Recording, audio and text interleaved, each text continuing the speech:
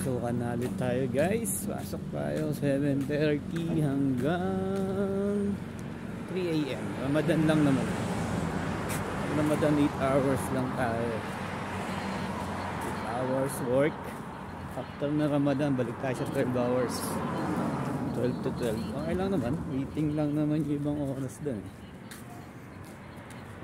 Waiting yan. Upo ko lang naman. Upo. Yan talaga. Yan. Ramadan kasi ngayon. Buhay masahista natin dito sa Saudi. Gusto mo punta rito na masahista sa Pinas, pwede rin naman. Ayusin lang, tanongin nyo lang mabuti kung saan kayo mapupunta. Yun lang naman. Quezon City kayo, sana matapat kayo sa amo. Pasok muna tayo guys, lakad muna ako. Mamaya na lang ulit pag uwi.